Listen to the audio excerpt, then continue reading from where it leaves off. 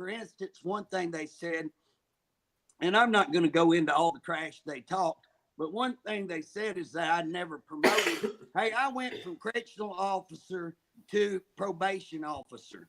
Now, guess what? You have to interview, you have to do big interviews. In fact, they shut that down, opened it back up. I actually competed against one of the top people in the administration right now. So I know our administration knows that I promoted because one of the interviews that I was in was against one of the top administrators. Now, ain't that funny? So we know this person probably is an administrator because they go back and talk about my prior record. We know the person probably knows me pretty well because they talk about a DA that I've had problems with. They're telling the truth right there. But how many people would actually know? I mean, it's got to be somebody from southeastern Oklahoma. It's got to be somebody in the administration.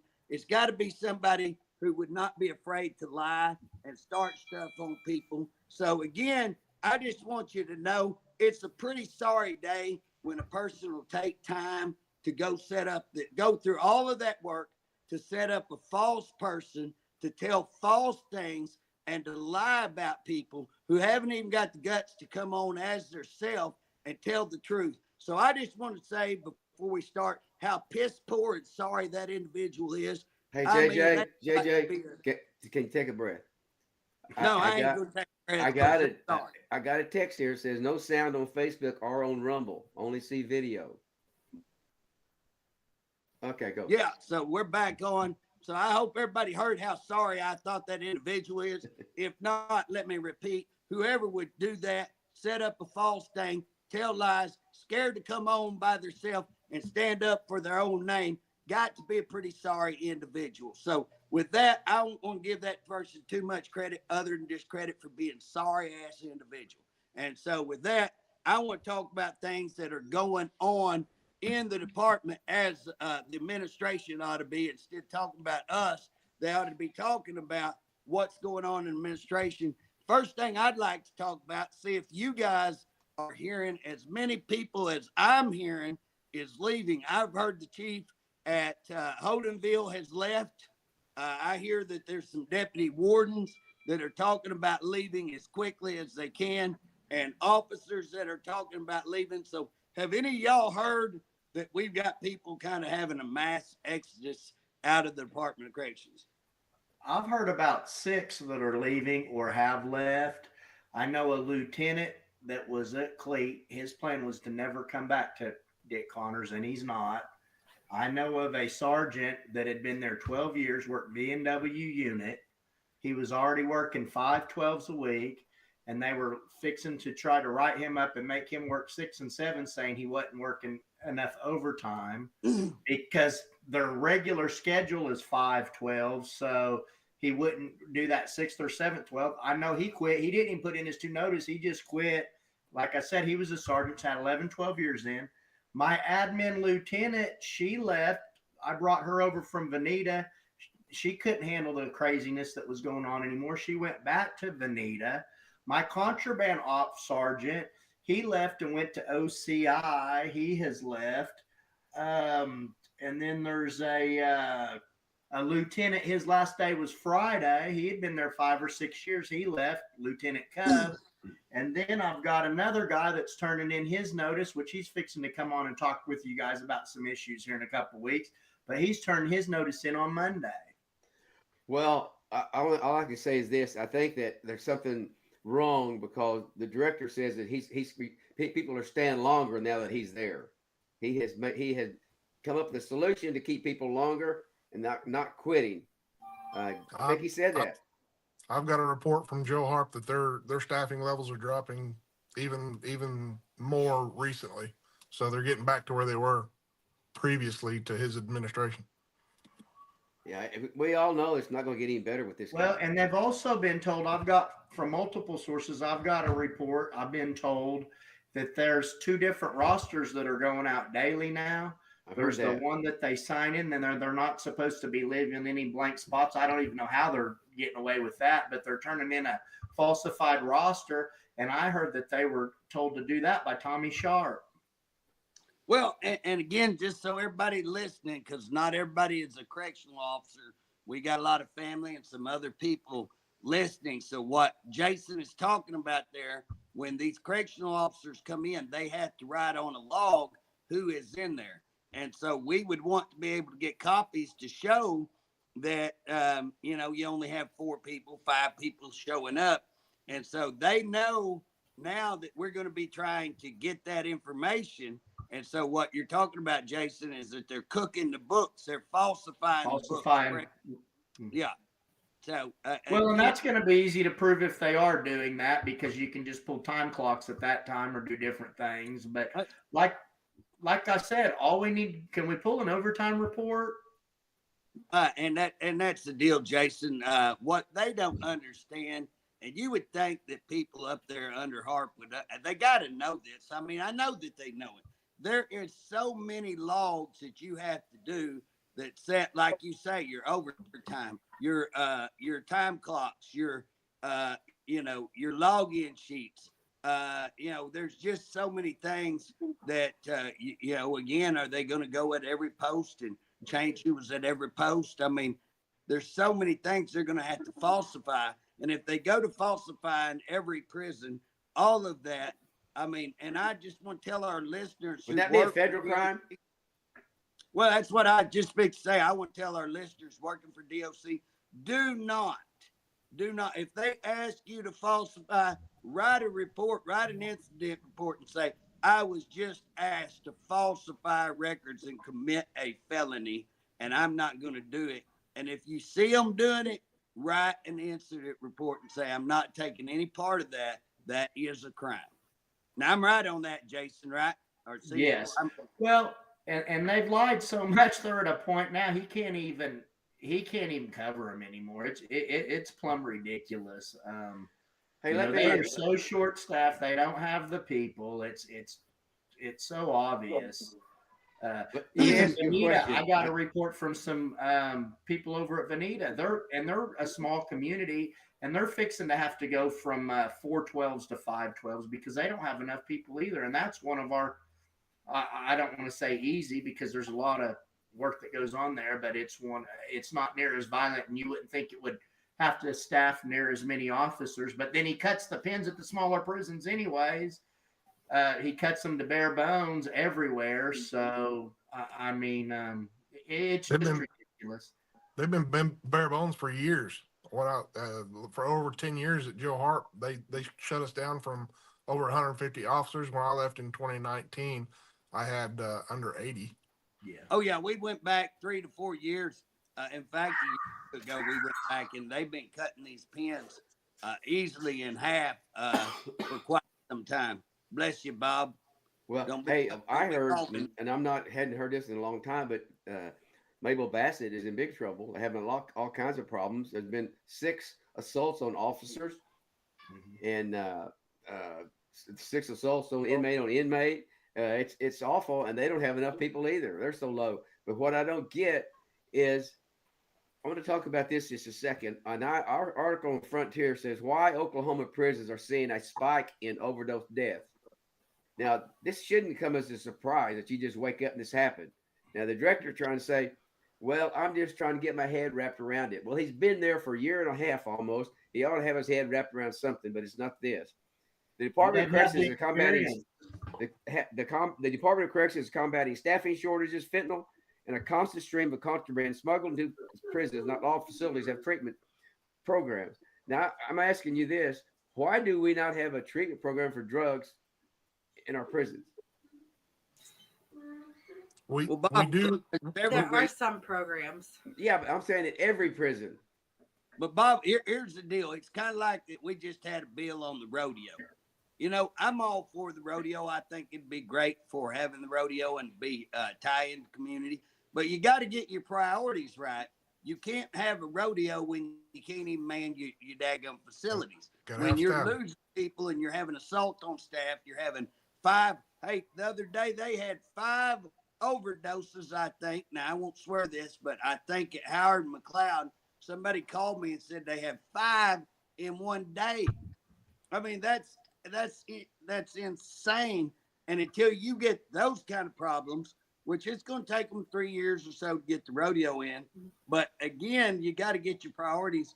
And like we do have some drug treatment, but until you get the staff to have treatment to where you can move them around, get the right people in the right facilities, you're not going to have, the biggest thing right now is to stop the gang violence that's in your penitentiary. And you got to, and I think we talked about this last week. I have changed my opinion from that shortage of staff is our number one problem. The number one problem is the administration covering up the shortage of staff, covering up and denying that we are in that, because we have legislators think, hey, this ain't going on. JJ and Bob's lost their mind. Now I will tell y'all, Julie and Jason and Luke and Cecil and all you guys coming up are backing us up, has just changed the game. Y'all don't think y'all have had impact. I will tell you at the Capitol, y'all have changed the game, and it really has made a huge impact. I'm going to read one more thing on this, or Yeah. I'm going to keep reading it, but I want to comment on it. At least 18 people died from drug overdose in Oklahoma prisons in 2023, a sharp increase over the previous year. The Oklahoma Department of Corrections is struggling to hire and keep correctional officers. The agency is also combating constant stream of contraband smuggled into prisons, including drugs. Number of fatal overdoses expected to grow. Another 29 deaths at Oklahoma prisons last year remain under investigation in toxicology test results. Now, I don't know why it would take so long to get that answer. But if we're having all this, what are we doing about it? We don't have a program to get people off fentanyl. Well, Bobby, can I interject here? And you're right. There's not enough treatment programs that we have. But that's the part too, though, is if we have a shortage of staff, how do we stop the entrance of drugs into our facilities to make it a safe place so they can get off the drugs? You know what I mean? So they can withdraw. We can't. Can't. And here's I heard this about Joe Biden on the news today when they talked about the border. He said Joe Biden, if he would just admit there's a problem at the border, that would help out. That'd be a good step. But the director doesn't want to admit he's got problems. He doesn't want to admit he's been failure at a manager. He doesn't want to admit he's got guys around him that are failures. It just keeps on going. And there's just no end to it. Well, and that to me is the greatest problem until he comes out and identifies that we have this massive problem. Then again, if you're trying to cover it up, I laugh. I may have my kid, he's good at graphic designs. I may have my kid put a face of Harp on a cat covering up crap in a litter box, because that's what it reminds me of, kind of just trying to cover it up all the time and make it pretty quickly. But the thing about it is, that's the danger. That's, to me, the number one danger is denying the problem. Well, what was the number one cause of death in our prisons? What was number one? Well, I would say fentanyl. I mean, they've Drug overdose. Fentanyl. It's 14 cases were fentanyl. We only had 16 deaths. There's 14 of them were fentanyl. But how do you address that problem, Bob? What's the problem? You've got to have more officers. You got to get to work, and you get more officers, and you keep them when you treat them right. Nobody wants to work someplace that you're working almost 24 hours. You can't see your family. You can't see your kids. Who wants to go through a life like that when they do that? I talked to an officer yesterday that's just quit. So they just quit, and I was asking why they quit. And they said, they're military. They come from the military. And they said, well, first of all, you can't secure a grounds if you take away your perimeter. If you have no perimeter, then you don't know what's coming on or coming off. She said, I worked visiting, and you watch these kids carrying dope straight in, and they won't let you address it. They won't let you take care of the problem. You know who's carrying dope in. You know who to stop, and they won't let you stop it. She said, and in fact, I got tired of trying to do my job and be the one that was being punished, and that they were going after because I'm trying to do my job. She said, I got sick of it and quit. I don't have to have that. I can go do something else. Now, I can tell you this, that officer right there it's a female, but I promise you, she's, she'd probably be the best one out there. she's a Hellcat now, but a good person, and they lost a great officer right there. And just because they don't have the manpower, and just because they go after the people who are trying to do their job. So that's her words, not mine. But I trust her, and I believe that she's telling the truth. Well, the And that's time is just going to one of come when many. they have to start a emergency. They have to put up with an emergency and get the somebody else out there. Whether you're getting who are we going to get? Sheriff, the highway patrol. They say they're not going to go in there without a gun. They don't want them to have a gun. We verified that they're calling 911, and so the department had denied that, but we actually got to play the video or the audio for them, and so now they've retracted that because we do have the audio saying it actually occurred. Yeah, I can't believe that they denied it. Hey guys, I want to ask everybody something. I've been talking for years. What you're going to see is escalation in these prisons. Jason, we've talked about this quite a bit. What you see is more drugs coming in, as you see the number of officers, as we pull the perimeters, as we pull the towers, as we have less and less people to address issues. You're going to see a lot more contraband coming in. You're going to see a lot more drugs. What that creates illegal activity on the yard. What that turns into is it escalates to violence, inmate on inmate violence. You're going to see your rapes going up. You're going to see your gang-related assaults, stabbings, all of that begin to go up massively. The next step would be you're going to start seeing a rise in assault on officers. So Staff. on staff violence, you're going to see that go up. I believe right now we are seeing that escalate very, very rapidly. And then the next step is either a full-blown riot or some coordinated effort to take out a lot of people. Would y'all agree that we're seeing that we're in kind of the upper part of the escalation to inmate on staff violence? Would y'all agree with that statement?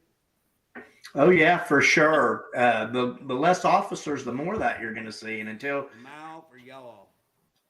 and You're not. Your sound is not very loud. Audio. We've lost contact.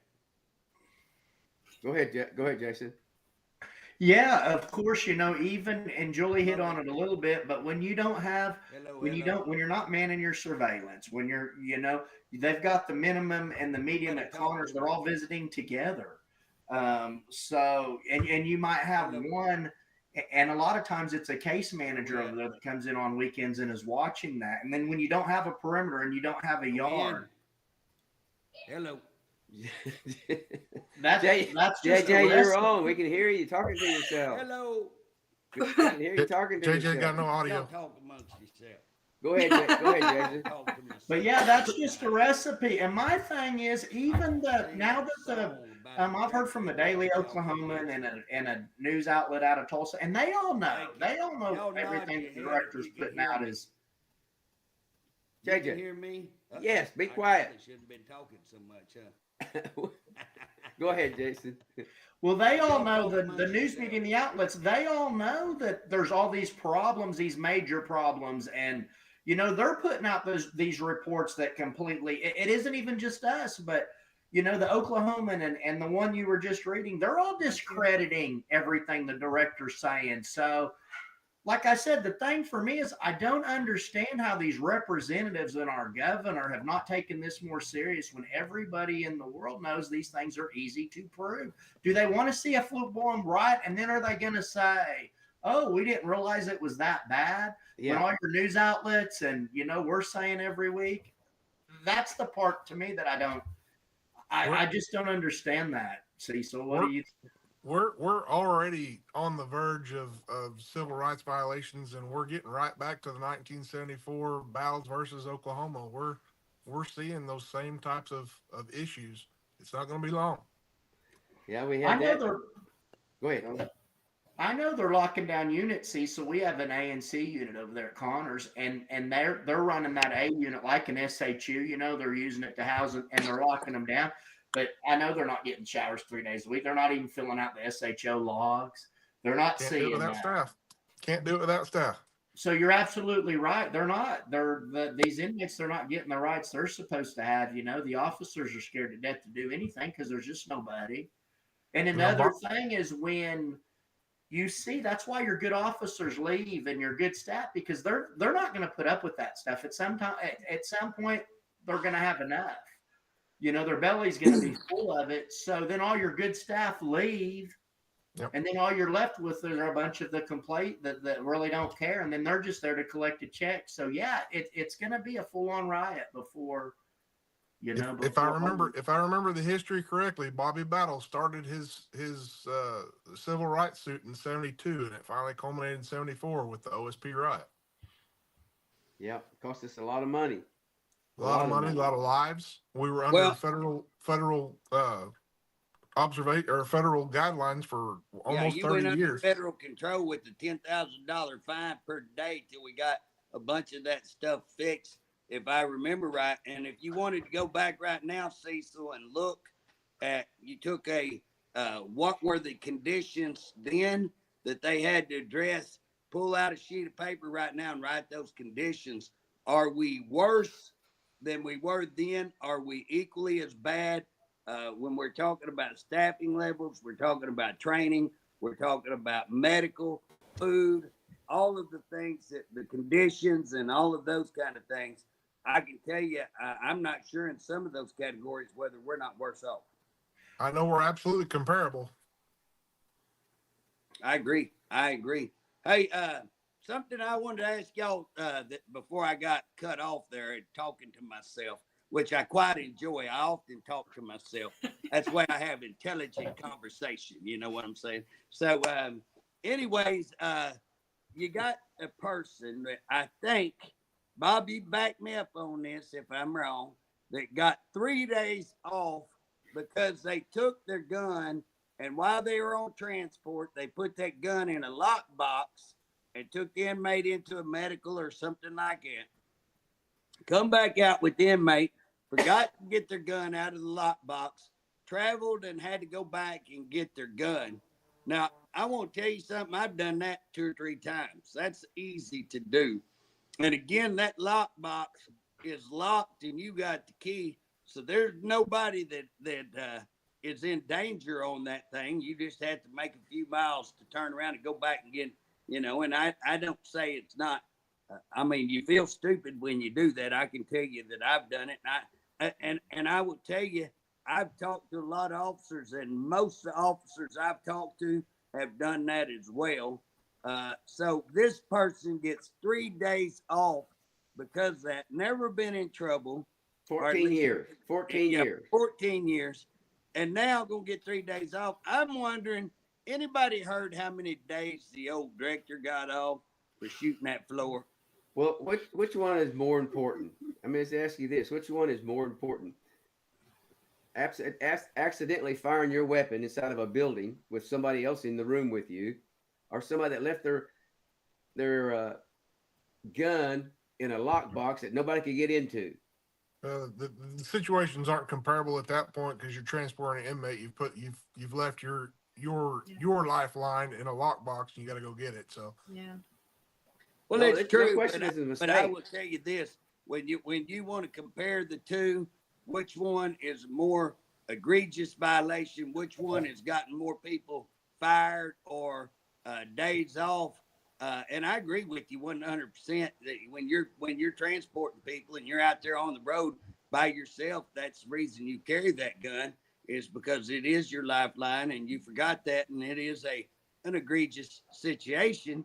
But again, if you go talk to officer after officer, almost all of us have done that before. And again, with that raised to the level of, of days off without any progressive discipline, and then to shoot a gun and have that endanger everybody in the building. I mean, you shoot a gun, hey, you're endangering everybody. And which one is more negligent and which one should have more remedial training? Oh, absolutely. I think that's and my question is, you can't even get an answer. Did they even do anything to him? I hadn't seen him take off any time. I hadn't heard that he was disciplined. Was he UA'd? Did he get UA'd? Oh, here's the deal. Jason, I sent all that over and asked for the incident report. Can I get the policy? Can I get the UA information? Again, you know, I mean, I can understand where they might want to say, well, we're not going to give you the UA results, but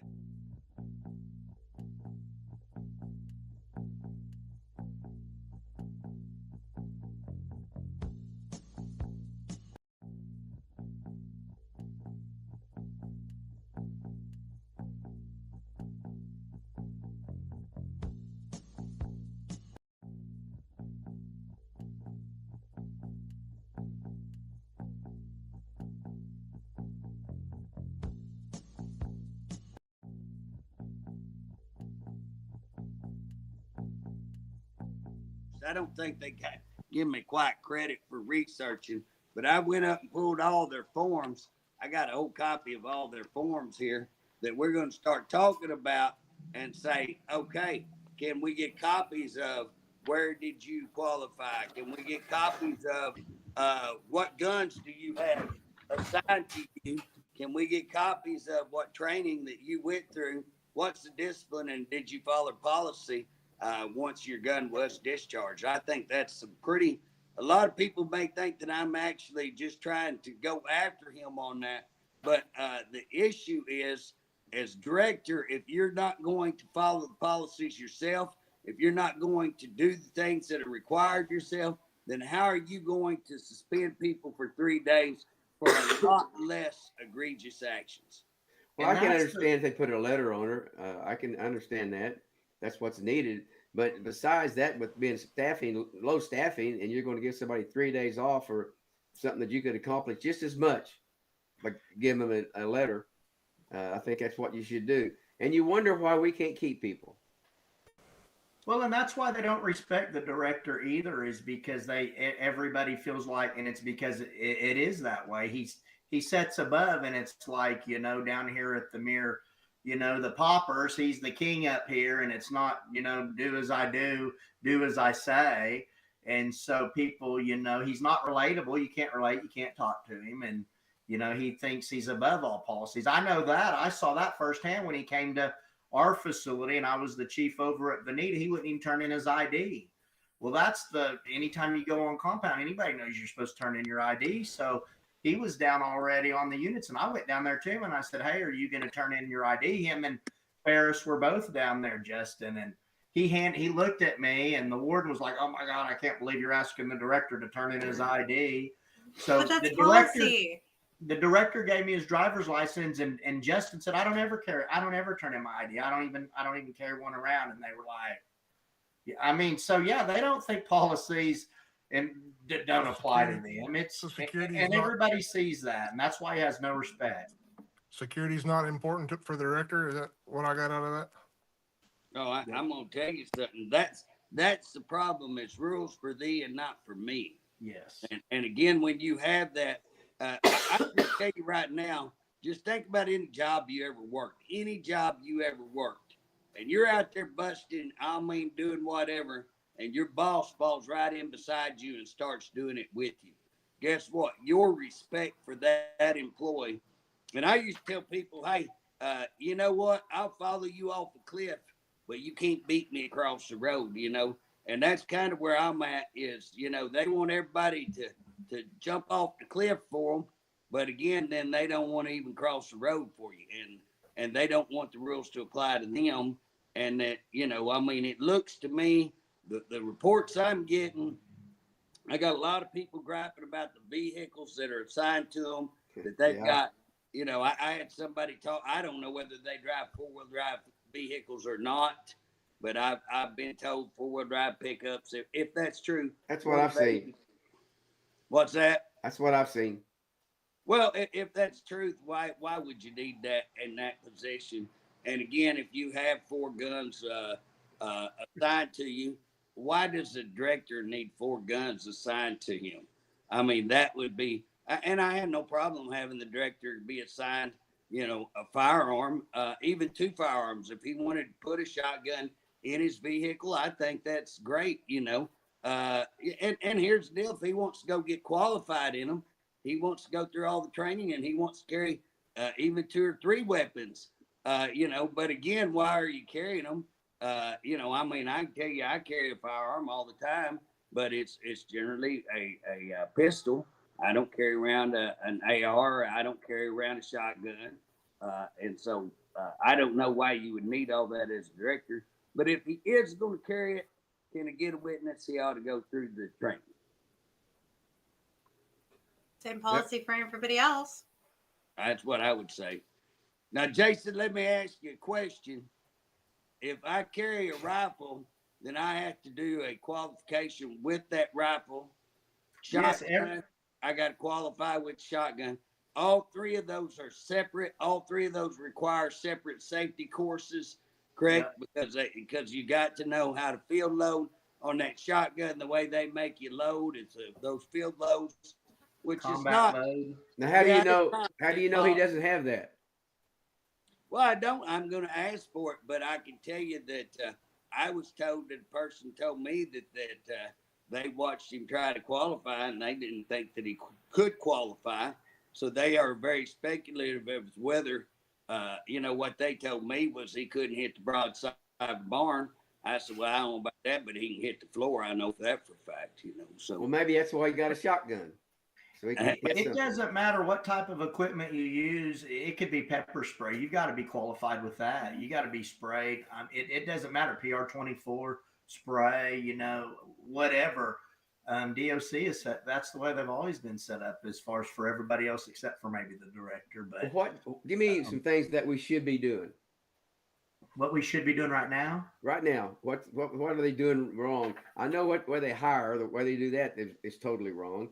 They need to be. Yeah, the number one thing is they have got to get staff into those facilities. Absolutely. They need to get rid of that. They need to get rid of right now, maybe in the future if they want. They need to get rid of that clique training. They need to get people in those prisons.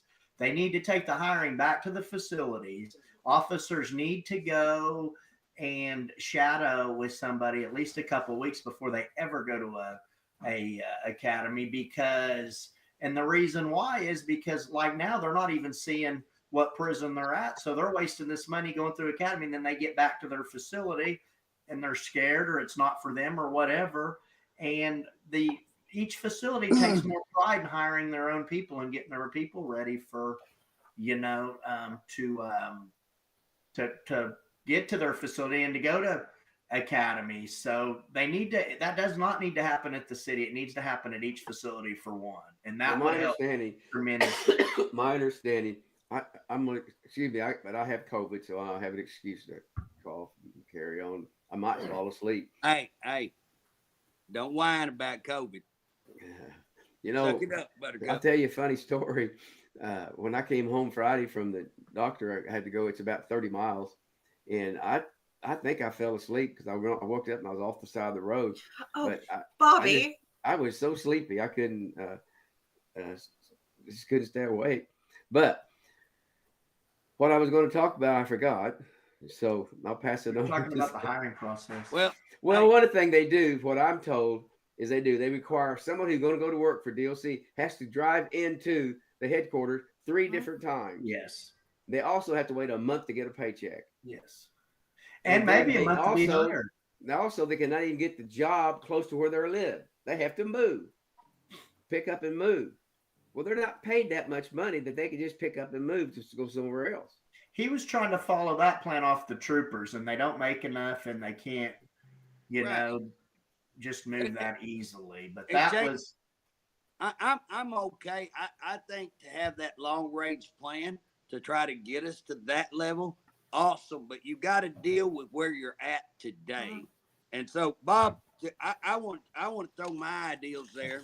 Number one, stop lying about the numbers. Number one, come out and get your staff behind you by coming out and telling the honest truth, what severity we are, and getting the crew, because you can't address the problem until you identify the problem. So come out with the truth and identify. Everybody already knows you're lying.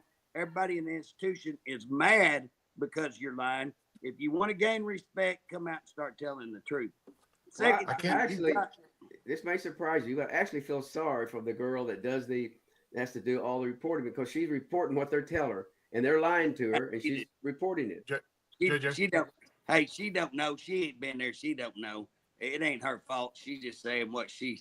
The other day, she actually come out on the radio and said, "Well, we had to manipulate the money to get the budget from the legislators." I'm like, "Did you just say you lied so you could get money?" And that's what she said. And I'm just going, "Wow, they all do it, but they don't go on the radio and say it." Wow.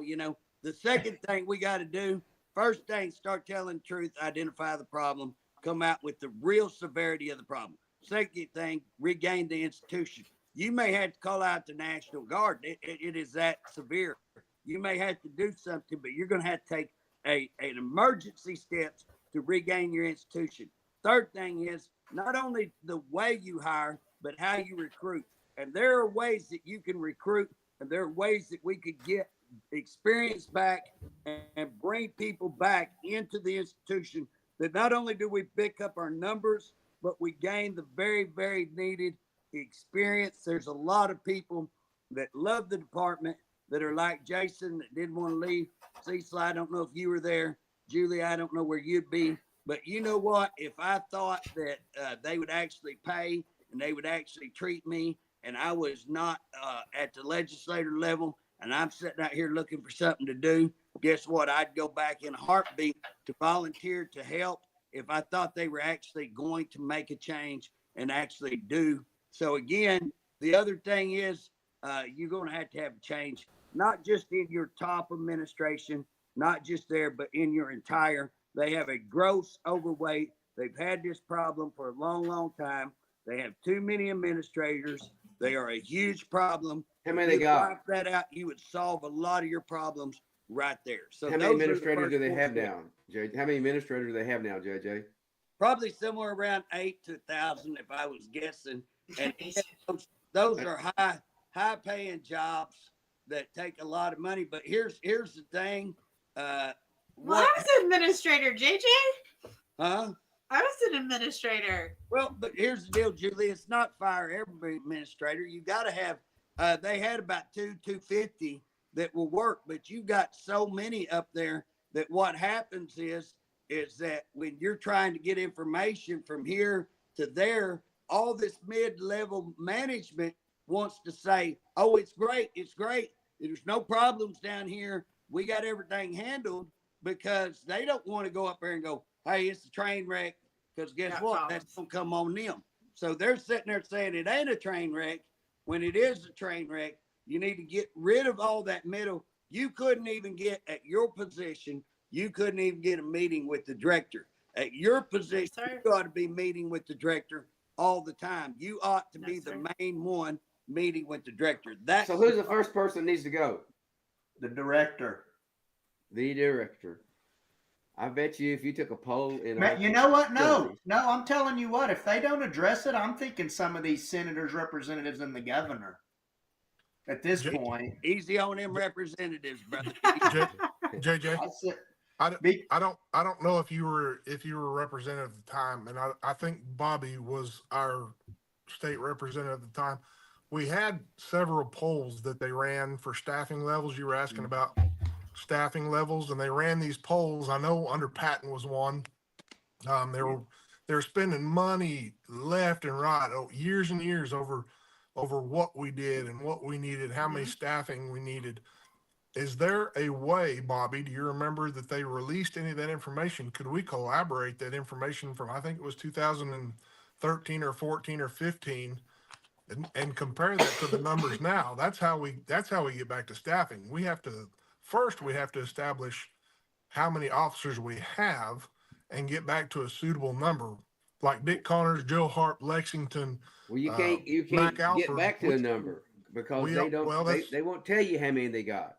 That's what I'm saying. I'm telling you right now, there's a way to calculate that. There And is. 150 per facility on a medium max facility is not enough. And if they're sitting at 80 or so, I've been saying for years, we're under 50%. They can say they're at 92, 93, whatever they want to say. But I would say that total right now, the department is probably sitting at 30% staffing where they need to be. I would say now Connors probably doesn't have 50 officers. And That's- Cecil, they did That's what they terrifying. call, Facts at a glance back then when I was working. Really great thing that they used to put out. Man, it's Yes, really easy. You could go back at Facts at a glance. It had a lot of that information broke down so that you could go in and show. You could go back into master rosters and see what that was. So yeah, there are ways to go back in, and that's the way I've been able to go after them. And that's what Jason went back, I think, to 2017 there at Dick Connors, and it was like, what, 159? 150, yeah. Yeah, so 159. 159, and now you've got, what, 68 or something like that? Pins. Yeah. They've got 64 pins, but I bet you they don't have 50. I bet you Dick Connors don't have 50 officers right now. Right. And It says here, the Department of Corrections has made progress in keeping correctional officers, but still needs to recruit more. The agency's annual rate is a little above 6%. It was That's at a lie. 27.91 before the director come on. Now I can't believe that. When Harp took over in November 22, he told the state lawmakers in January the agency declined to release how many correctional officers worked day of the incident, but said each facility has a minimum staffing standard that is met each shift. Now, is that statement there, crew? no. Well, there is a minimum staffing level that is supposed to be met, but it's not being met, and the wardens and deputies do not all the time go work those posts. The warden or the Policy- deputy warden fill in when security employees can't cover a shift. If we are getting to the point, I mean, don't get me wrong. I think it's great that a warden or deputy warden or warden are willing to go work a post. Absolutely. Like, I think that's great. But if we are so short that we are going to have the people who are running our prisons run shift, that is terrifying for me. The fact that we are that short. Policy Yeah, 040101, I believe. that ought to be a big red flag right there. Yeah. 040101 is your master rosters and your facility planning. And there are specific guidelines for shift coverage. At Joe Hart, when I was there up until 2019, we had 22 posts on our shift roster that we had to fill every day. As a shift captain, I was in at least 2, most oftentimes 3, sometimes 4 positions on that shift every night. They were making us violate post orders and policy and procedure by having pull posts, which by definition a pull post has to be manned half of the shift.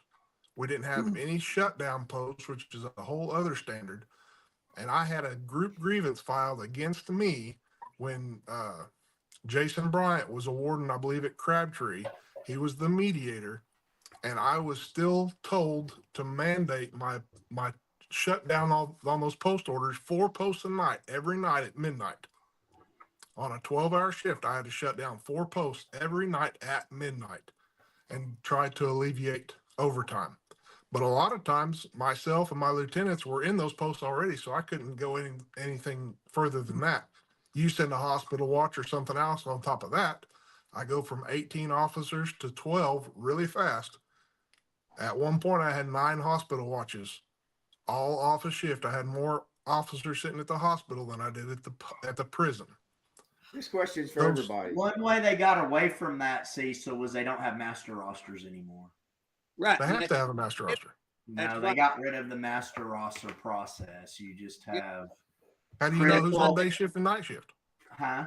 How do you know who's on day shift, night shift? Well, you have critical. It's a critical post, but what they do is they don't call it a master roster, so you don't have to maintain that master roster anymore. They've gotten away from the master rosters.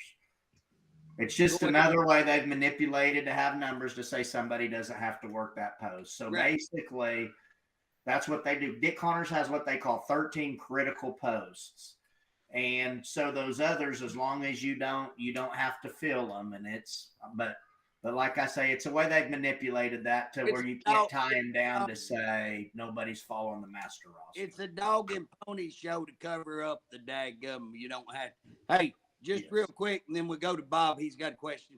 But in 2017, 159. 2024, we're down to 64. That's a 95 officer change, saying that it takes 95 officers less to run that same facility, but you don't have 64. You got 50 something. So you got more than 100 officers now less. You have less, 100 officers less to run the same facility. Are there more inmates there? Are there less inmates? Same. Probably the Yeah, same. Doesn't matter. You got 450. officers working more and more time away from their family. They're getting less and less sleep, higher stress situations, less and less staff. That's why you got more and more officers that are leaving, trying to get away. That's why correctional officers have the highest death rate once they retire. They've got the lowest life expectancy. right. Well, how do you make that a 14-1 if you got 50 officers and you should have 87? With his math, you should have 87 on shift if you're at 14-1. So how do you make, if you've got 50 totally for your whole facility, but you're saying you've got a 14-1 ratio, how does that DOC math work? Do we have any Just say- prisons got a 14-1? Same way that the same way that you just talked about with your critical posting. You take the total number for the state of officers against inmates, and you divide. If you've got say Union City who has an inmate population of 250, they can staff it with 3 people. That But at drives your number. 21, but at the 21,000, even if there was 21,000 inmates, with his math there would be 1,700 officers in the state. Yeah, it's all Right. smoke and mirrors. It's all Okay. lies. Let me ask you a question to each of you. JJ, I'm going to ask a question here. Bob, I've been trying to give you the floor for 5 minutes, Bob. Hey, which one of our prisons would each of you consider as be the safest prison that's got the most security, most secure prison that we have? Who would you say? Bill Johnson. I'm talking Bill about a real Johnson. prison. I'm not talking about Enid. Enid. They got Bill 40 Johnson. inmates. Enid. Bill Johnson's the Johnson, minimum life security, medium Bill security Johnson, fence. I would agree. Bill Johnson, they still have that's regimented. But That's the one that does that. It's a low minimum. I mean, it's a minimum. If you're talking medium, the most secure They medium do I'd say is have- probably Crabtree. I was going to say they do have a medium yard though that houses about 100 inmates. They have. Would OSP, would they come in there anywhere? No. It's being a But security. you know what? There's a lot of the mediums that are worse than OSP though now. True. Bob, I got to disagree because we all know when it comes to safe prisons, southeastern Oklahoma is probably the best at running prisons there are. So, it'd probably be higher than McLeod, Jim Hamilton, because that's where real prisons come from. You know what I'm saying? Is down here in southeastern. I'm sure that Howard I'm McLeod gonna have is to on the disagree top with you, list. JJ. Which prison would you say has got the most deaths in drug overdose? Right now, it would be Hinton or Allen Gamble. Allen Probably Gamble. Allen Gamble. I would say Allen Gamble's probably the worst right now. I I would agree. say And so, Hinton too. and Connors and Lawton. McAllister, OSP. Really? Yeah. According to this document I have here. Where did you get that? You didn't get that information from DOC, did you? Well, I called them and asked them which prison has the most drugs in, and which one has the most deaths. And they said, "Oh, that's McAllister, OSP." I don't Well, think. I can tell you, I get way more calls. Oh, There's 4 prisons that I'm going to say are in the top race, and that would be Allen Gamble number 1. I would say Dick Connor or Lawton would have a close second. all right. Let me read this to you. Penitentiary McAllister. Oklahoma State Penitentiary had at least 6 overdose deaths last year, the highest of any prison. 6 overdose, that's the highest of any prison. Hey, that ain't true. McLeod had that But many. The maximum security prison in McAllister is one of 8 Department of Corrections facilities that lacks drug treatment programs. Fentanyl is also a growing problem. What are we doing JJ, about just- that? Just because Bobby keeps hitting on it, let me just say, coming from 2 treatment facilities, I started at Bill Johnson. I went to Joe Hart. Both of them had drug treatment. Drug treatment only works if the person wants it to work. Right. They're not, even if they're enrolled in the class and they're still doing everything else. You got to They want don't it. want to change. It doesn't matter what they do. They're going to use it. That's the same thing. You got to want it. Just like going to you and your wife go to a marriage counselor. You got to want to make it work. If you don't, you're not doing any good. Hey, first step is say you got a problem. kind of like we need to That's what I told my wife. I told her, you have a problem. So we need to send our DOC administration first step problem. Then we talk about how to fix the problem. We might start a treatment center, a DOC treatment, how to recovery program for DOC. What do y'all think?